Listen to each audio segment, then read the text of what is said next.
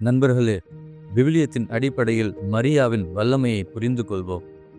விவிலியத்தின் அடிப்படையில் 5 மிக முக்கியமான கருத்துக்களை சுருக்கமாக தெரிந்து கொள்வோம். 1. மரியா எப்படி அருள்மிகு பெற்றவராக இருக்கிறார். 2. மரியா எப்படி பேறு பெற்றவராக இருக்கிறார். 3. மரியா எப்படி பெண்களுக்குள் எல்லாம் ஆசி பெற்றவராகவும் இறைவனின் தாயாகவும் இருக்கிறார். 4. மரியா எப்படி அனைவருக்கும் தாயாக இருக்கிறார். 5. மரியாவுக்கும் சாத்தானுக்குமான பகை என்ன? நண்பர்களே, இந்த வீடியோவை முழுமையாக பார்க்குமாறு உங்கள் அனைவரையும் வேண்டி கேட்டுக்கொள்கிறோம். தற்பொழுது இந்த 5 கருத்துக்களையும் தெரிந்து கொள்வோம். 1. மரியா எப்படி அருள்மிகு பெற்றவராக இருக்கிறார். லூக்கா நற்செய்தி 1வது அதிகாரம் 28வது இறைவார்த்தையில் வானதூதர் மரியாவுக்கு தோன்றி, அருள்மிகு பெற்றவரே வாழ்க, ஆண்டவர் உம்மோடு இருக்கிறார் என்று கூறுகிறார். இவ்வார்த்தைகளை கபிரியேல் அதிதூதர் மரியாவுக்கு மரியா இயேசு கிறிஸ்துவை கருவில் சுமப்பதற்கு முன்பே கூறுகிறார். எனவே மரியா அருள்மிகு பெற்றவராக என்றுமே இருக்கிறார் என்பதை புரிந்து கொள்கிறோம். மேலும் அருள்மிகு பெற்றவர் என்பதால் நம் அனைவருக்கும் எந்த அருளையும் மரியாவால் கொடுக்க முடியும் என்பதை புரிந்து கொள்வோம் நண்பர்களே. 2. மரியா எப்படி பேறு பெற்றவராக இருக்கிறார். லூக்கா நற்செய்தி 1வது அதிகாரம் 48வது இறைவார்த்தையில், ஏனெனில் அவர் தம் அடிமையின் தாழ்நிலையை கண்ணோக்கினார், இது முதல் எல்லா தலைமுறையினரும் என்னை பேறு பெற்றவர் என்று வாசிக்கிறோம். மரியா இயேசுவை கருவில் சுமந்தவுடன் கடவுளை வாழ்த்தி இவ்வாறு பாடுகிறார், இது முதல் எல்லா தலைமுறையினரும் என்னை பேறு பெற்றவர் என்று மரியா பாடுகிறார். இதன் மூலம் மரியா எல்லா காலத்திற்கும் பேறு பெற்றவராக இருக்கிறார் என்பதும், உலகு முடியும் வரை இருக்கிற எல்லா தலைமுறையினரும் மரியாவை பேறு பெற்றவர் என்று கூறுவர் என்பதை நாம் புரிந்து கொள்கிறோம். இதனால்தான் நாம் அனைவரும் மரியாவை வாழ்த்தி வணங்குகிறோம். 3. மரியா எப்படி பெண்களுக்குள் ஆசி பெற்றவராகவும் இறைவனின் தாயாகவும் இருக்கிறார்.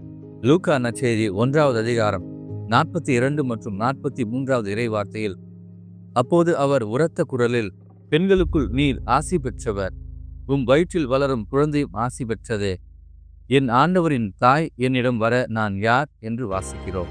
இந்த இறைவார்த்தையில் மரியா தன்னுடைய சித்தி எலிசபெத்து திருமுழுக்கு யோவானை வயிற்றில் சுமந்து கொண்டிருக்கும் போது அவரை சந்தித்து வாழ்த்து கூறுகிறார். அவரை சந்தித்து வாழ்த்து கூறியவுடன் அவர் தூய ஆவியாரால் நிரம்பி இவ்வாறு கூறினார் என்று வாசிக்கிறோம். எனவே எலிசபெத்து தூய ஆவியானவரால் நிரம்பி, பெண்களுக்குள் நீர் ஆசி பெற்றவர் என உரத்த குரலில் கூறுகிறார். மேலும் என் ஆண்டவரின் தாய் என்னிடம் வர நான் யார் என்றும் கூறுகிறார். மரியாவை ஆண்டவரின் தாயாக தூய ஆவியானவர் இங்கு வெளிப்படுத்துகிறார். எனவே மரியா ஆண்டவரின் தாய் என்பதை யாராலும் என்றுமே மறுக்கவே முடியாது. மேலும் நண்பர்களே, இந்த உலகில் பிறக்கப் போகும் எல்லா பெண்களுக்குள்ளும் மரியாதான் ஆசி பெற்றவர் என இறைவனின் வார்த்தை இங்கு நமக்கு வெளிப்படுத்துகிறது. 4. மரியா எப்படி அனைவருக்கும் தாயாக இருக்கிறார். யோவான் நற்செய்தி 19ஆம் அதிகாரம் 26 மற்றும் 27 இறைவார்த்தைகளை வாசிக்கும் போது, இயேசு தம் தாயையும் அருகில் நின்ற தம் அன்பு சீடரையும் கண்டு தம் தாயிடம், அம்மா, இவரே உம் மகன் என்றார். பின்னர் தம் சீடரிடம், இவரே உம் தாய் என்றார். அந்நேரம் முதல் அச்சீடர் அவரை தம் வீட்டில் ஏற்று ஆதரவு அளித்து வந்தார் என்று வாசிக்கிறோம். இந்த இறைவார்த்தையானது இயேசு கிறிஸ்து சிலுவையில் இறப்பதற்கு முன்பு கூறும் மிக மிக முக்கியமான இறைவார்த்தைகளாகும். இயேசு கிறிஸ்து தம் தாய் மரியாவிடம் தம் சீடர் யோவானை காண்பித்து, இவரே உம் மகன் என்றும், யோவானிடம் தம் தாய் மரியாவை காண்பித்து, இவரே உன் தாய் என்றும் கூறுகிறார். நண்பர்களே, இங்கு 4 மிக முக்கியமான கருத்துக்களை நாம் உள்வாங்கி புரிந்து கொள்வோம். 1. இயேசு தான் தேர்ந்து கொண்ட சீடர்களை தன் தாயிடம் ஒப்படைக்கிறார். இதன் மூலம் தன் தாயிடம் அவருக்கு பின் அந்த சீடர்களை வழிநடத்த ஒப்படைக்கிறார். 2.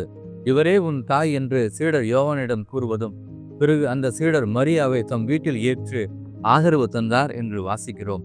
நண்பர்களே, மாதாவுக்கு இயேசு மட்டும்தான் இந்த உலகத்தில் ஆதரவு என்பதும், எந்த நிலையில் இயேசுவின் பாடுகளை வேதனையுடன் அனுபவித்து இருப்பார் என்றும் இதன் மூலம் புரிந்து கொள்வோம். 3. இயேசுவின் சீடர்கள் அனைவருக்குமே மரியாதான் பாதுகாவலை மற்றும் தாயாக கடவுள் வெளிப்படுத்துகிறார். 4. இயேசுவே ஆண்டவர் என அறிக்கையிடும் எந்த ஒரு மனிதருக்கும் மரியாவை தான் தாயாக இயேசு கிறிஸ்து கொடுத்திருக்கிறார். ஐந்தாவது, மரியாவுக்கும் சாத்தானுக்குமான பகை. 2 இறைவார்த்தைகள் மூலம் இதை நாம் புரிந்து கொள்வோம். 1, தொடக்க நூல் 3வது அதிகாரம் 14 முதல் 24 வரை உள்ள இறைவார்த்தைகளை வாசிக்கும் போது, ஆதாமும் ஏவாளும் பாவம் செய்தவுடன் கடவுள் சாத்தானிடம், உனக்கும் பெண்ணுக்கும் உன் வித்துக்கும் அவள் வித்துக்கும் பகையை உண்டாக்குவே, அவள் வித்து உன் தலையை காயப்படுத்தும், நீ அதன் குதிங்காலை காயப்படுத்துவாய் என்று வாசிக்கிறோம். நண்பர்களே, இயேசு கிறிஸ்து தான் சிலுவையில் மரித்து சாத்தானை வென்றார் என நம் அனைவருக்கும் தெரியும். இந்த இறைவார்த்தையை நன்றாக கவனியுங்கள். உனக்கும் பெண்ணுக்கும் உன் வித்துக்கும் அவள் வித்துக்கும் என்றால் 2 முக்கியமான கருத்துக்களை நாம் அனைவரும் இந்த இடத்தில் தெரிந்து கொள்ள வேண்டும். அதாவது, இயேசு கிறிஸ்து பெண்ணின் வித்து என குறிப்பிடப்படுகிறார். எனவே மரியாவின் மகனாக கடவுள் அவரை தொடக்கத்திலேயே வெளிப்படுத்துகிறார். 2வது, உனக்கும் பெண்ணுக்கும் என கடவுள் குறிப்பிடும்போது இந்த உலகின் மீட்பு திட்டத்தில் மரியாவுக்கும் பங்கு உண்டுதானே? ஞானத்தோடு புரிந்து கொள்வோம் நண்பர்களே. மேலும் தந்தை கடவுள் தொடக்கத்திலேயே இந்த உலகினை மீட்பதற்கு தன் மகனோடு அவர் தாய் மரியாவையும் படைக்கிறார் என்பதில் எந்த ஒரு சந்தேகமும் இல்லை நண்பர்களே. 2வது இறைவாக்கை, திருவெளிப்பாடு 12வது அதிகாரம் 17வது இறைவாக்கை. இதனால் அரக்க பாம்பு அப்பெண் மீது சினம் கொண்டு அவருடைய எஞ்சிய பிள்ளைகளோடு போர் தொடுக்க சென்றது. அவர்கள் கடவுளுடைய கட்டளைகளை கடைபிடித்து இயேசுவுக்கு சான்று பகர்ந்தவர்கள் என்று வாசிக்கிறோம். நண்பர்களே, இந்த திருவெளிப்பாடு 12வது அதிகாரம் முழுவதையும் வாசிக்கும் போது மரியாவை கடவுள் எவ்வளவு வல்லமையாய் மேன்மைப்படுத்தி இருக்கிறார் என்பதும், சாத்தான் பெரும் வல்லமையோடு இயேசுவை கொல்ல நினைப்பதும், அது முடியாமல் போக அடுத்தபடியாக மிக சீற்றத்தோடு மரியாவோடு போர் தொடுப்பதும், பிறகு சாத்தான் தோல்வி உறுவதையும் பார்க்கிறோம். இந்த இறைவார்த்தை பகுதியில்தான் பெண் ஒருவர் காணப்பட்டார். அவர் கதிரவனை ஆடையாக அணிந்திருந்தார். நிலா அவருடைய காலடியில் இருந்தது. 12 விண்மீன்களை தலையில் அவர் சூடியிருந்தார் என்று வாசிக்கிறோம். இந்த உலகத்தை தாண்டிய கடவுளுடைய பார்வையில் மரியா எவ்வளவு வல்லமை புரிஞ்சவராக தந்தை கடவுள் முன்னிலையில் இருந்தார் என்பதும், அவர் அந்நிலையில்தான் இயேசுவை சுமக்கும் பாக்கியம் பெற்றார் என்றும் இதன் மூலம் புரிந்து கொள்ளலாம். மேலும் சாத்தான் அரக்க பாம்பாக இங்கே உணர்த்தப்படுகிறார். அவன் மிக கடும் சீற்றத்தோடு இயேசுவுக்கு அடுத்தபடியாக மரியாவை எதிர்க்க துணிவதையும், தந்தை கடவுள் இயேசுவை போலவே மரியாவை இந்த உலகத்தில் வல்லமையாய் காப்பாற்றுவதையும் இந்த இடத்தில் புரிந்து கொள்ள முடிகிறது. எல்லாவற்றிற்கும் மேலாக சாத்தான் மரியாவை ஒன்றும் செய்ய முடியாததினால் அவனுடைய எஞ்சிய பிள்ளைகளோடு போர் தொடுக்க புறப்பட்டு சென்றது. அந்த பிள்ளைகள் யார் என்றால், அவர்கள் கடவுளுடைய கட்டளைகளை கடைபிடித்து இயேசுவுக்கு சான்று பகர்ந்தவர்கள் என்று வாசிக்கிறோம். நண்பர்களே, இதற்கு மேல் விவிலியம் நமக்கு என்ன சான்று கூற வேண்டும்? இயேசுவின் கட்டளைகளை கடைபிடிக்கும் ஒவ்வொருவரும் மரியாவின் பிள்ளைகள்தானே? இறுதியாக லூக்கா 9ஆம் அதிகாரம் 22ஆம் இறைவார்த்தையில் இயேசு தன் சீடருக்கு, என்னை பின்பற்ற விரும்பும் எவரும் தன்னலம் துறந்து நாள்தோறும் தன்னுடைய சிலுவையை சுமந்து கொண்டு என்னை பின்பற்றட்டும் என்று வாசிக்கிறோம். மேலும் லூக்கா 14வது அதிகாரம் 26வது இறைவார்த்தையில், என்னிடம் வருபவர் தம் தந்தை, தாய், மனைவி, பிள்ளைகள், சகோதர சகோதரிகள் ஆகியோரையும், ஏன் தம் உயிரையுமே என்னை விட மேலாக கருதினார் அவர் என் சீடராய் இருக்க முடியாது. தம் சிலுவையை சுமக்காமல் என் பின் வருபவர் எவரும் எனக்கு சீடராக இருக்க முடியாது என்று வாசிக்கிறோம். நண்பர்களே, இந்த 2 முக்கியமான இறைவார்த்தைகள் இயேசுவை எப்படி பின்பற்ற வேண்டும் என தெளிவாக காட்டுகிறது. இயேசுவை பின்பற்றும் போது இந்த வாழ்க்கை கண்டிப்பாக மிக சவால் நிறைந்த வாழ்க்கையாகத்தான் இருக்கும். இந்த சவால் நிறைந்த வாழ்க்கையை வாழும்போதுதான் மரியாவின் உடனிருப்பும் அவருடைய பாதுகாவலும், அவர் எப்படிப்பட்ட தாயாக இயேசு நமக்கு கொடுத்திருக்கிறார் என்பதும் நமக்கு புரியும். மனம் மாறிய ஒருவன் இயேசுவை பின்பற்ற விரும்புகிறார். எனவே இயேசுவின் சீடராக மாறுகிறார். சீடர் என்னும் முறையில் உலகினையும் தன்னுடைய சுயநலத்தை வெறுக்கிறார்.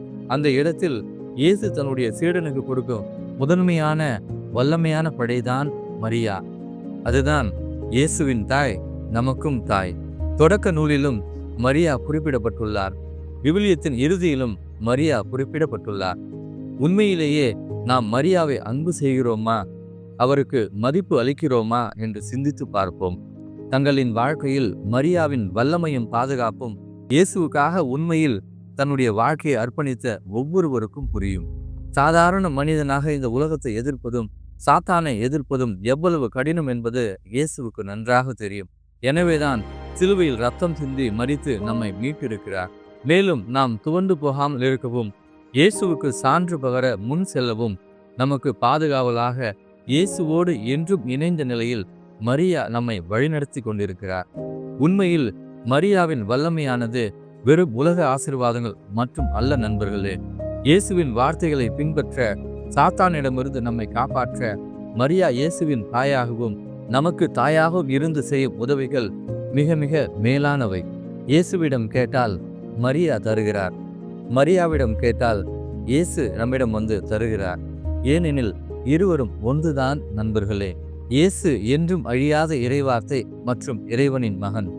மரியா அந்த என்றும் அழியாத இறைவார்த்தையையும் இறைமகனையும் தம் திருவயிற்றில் சுமந்தவர் அல்லவா? சாத்தான் இயேசுவின் வார்த்தைகளுக்கும் சிலுவைக்கும் நற்கருணைக்கும் அடுத்தபடியாக அலறி ஓடுவது எதுவென்றால் அதுதான் ஜெபமாலை. வல்லமையான அந்த ஜெபமாலையை தினமும் ஜெபிக்கிறோமா? எந்த மனநிலையில் ஜெபமாலையை ஜெபிக்கிறோம்? நம்பிக்கையோடு தான் ஜெபிக்கிறோமா? குடும்பமாக அமர்ந்துதான் ஜெபமாலை ஜெபிக்கிறோமா? உள்ளத்தின் ஆழத்திலிருந்து சிந்தித்து பார்ப்போம். இவ்வளவு வல்லமை புரிந்த இறைவனின் தாய் மரியா நம்மோடு என்றும் இருந்து நமக்காக பரிந்து பேசிக்கொண்டே இருக்கிறார். உலகத்தின் அமைதிக்காகவும் நம்மை ஒவ்வொரு நாளும் ஜெபமாலை ஜெபிக்க சொல்கிறார். அடுத்த வீடியோவில் ஜெபமாலையின் முக்கியத்துவம், ஆசீர்வாதங்கள் என்ன என்பதை புரிந்து கொள்வோம். இயேசுவுக்கே புகழ். மரியே வாழ்க.